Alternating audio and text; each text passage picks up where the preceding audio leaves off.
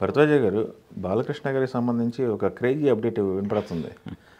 Triple role చేస్తున్నారు. త్రిపాత్రాభినయం. త్రిపాత్రాభినయం, దాంతోపాటు guest appearance అనుకోవాలా, లేకపోతే ఎంట్రీ అనుకోవాలా, మోక్షజ్ఞ కూడా కనిపిస్తాడు సినిమాలో. మోక్షజ్ఞని ప్రేక్షకులకు పరిచయం చేసేటువంటి కార్యక్రమం జరుగుతోంది ఈ సినిమాలో అని చెప్తున్నారు. అయితే ఇది ఆదిత్య 999 అనే టైటిల్తో జరగబోతోంది అనేది.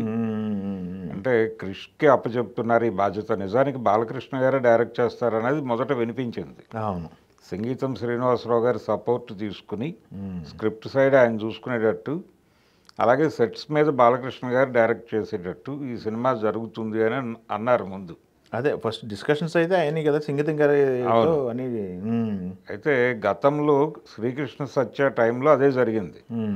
కేవీ రెడ్డి గారు డైరెక్టరే కానీ ఆ సినిమాకి అప్పటికి ఆయన ఆరోగ్యం బాగాలేదు. ఆయన వచ్చి సెట్లో కూర్చునేవాడు అంతే. మొత్తం ఎన్టీఆర్ఏ చూసుకునేవాడు. చూసుకుని పేరు మాత్రం కేవీ రెడ్డి గారి పేరు వేస్తారు. మొత్తం ఆ సినిమాకి అన్ని విభాగాలు చూసుకున్నది రామారావు గారే. ఓకే.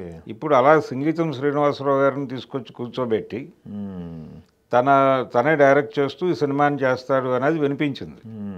కానీ ఇప్పుడు లేటెస్ట్ అప్డేట్ ఏంటంటే క్రిష్తో చేయిస్తున్నారు ఈ సినిమాని అని.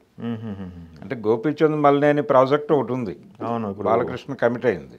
అవును, అక్కడట్టు అయిపోయింది ఆల్మోస్ట్. ఏదో పాట ఉంది బ్యాలెన్స్ అన్న చెప్పి కూడా చాలా రోజులు అయింది కాబట్టి ఈ పాటికి అయిపోయి ఉండొచ్చు. అది నెమ్మదిగా గోపీచంద్ మల్లేని ప్రాజెక్టులోకి వస్తాడు ఆయన.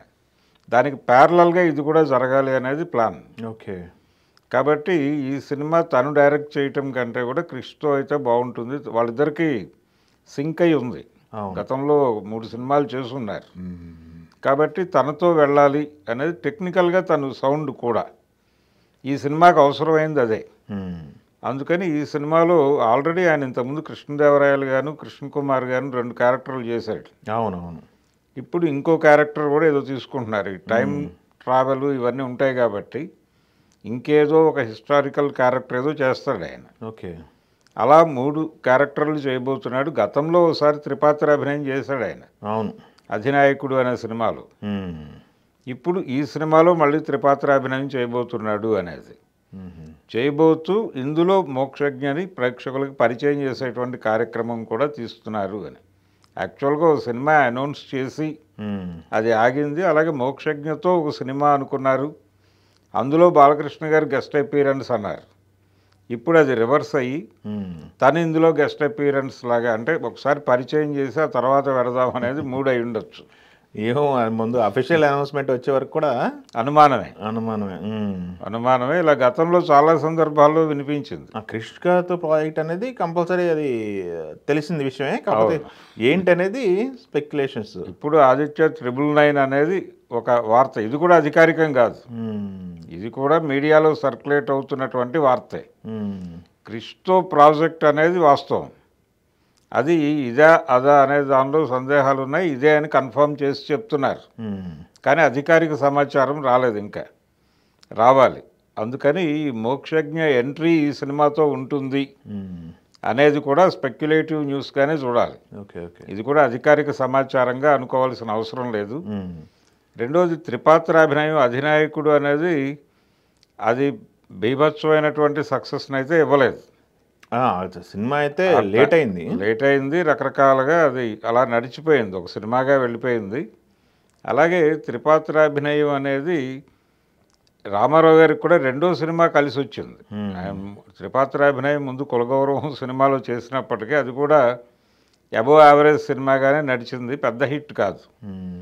ఆ 2వసారి చేసినటువంటి త్రిపాత్రాభినయం చాలా పెద్ద విజయం సాధించింది, దానవీర సూరకర్ణ. కాబట్టి ఇప్పుడు ఈయన చేస్తున్నటువంటి 2వ త్రిపాత్రాభినయం కాబట్టి ఇది ఆ రేంజ్ హిట్ అవుతుంది అనేటువంటిది ఒక సెంటిమెంట్ లెక్కలు వేసేవాళ్ళు ఉంటారు కదా మధ్యలో, అభిమాను గణంలో వాళ్ళు ఆ లెక్కలు వేసేస్తున్నారు ఆల్రెడీ. ఆ లెక్కలో వేసి ఇది డెఫినెట్గా బాక్స్ ఆఫీసులు బదులు కొట్టే సినిమా అవుతుంది. రెండోది ఇప్పుడు హిట్ ట్రాక్లో ఉన్నాడు ఆయన.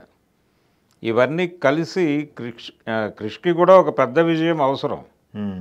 కాబట్టి ఈ సినిమా నుంచి తను బౌన్స్ బ్యాక్ అవుతాడు అనేది కూడా ఒక అంచనా.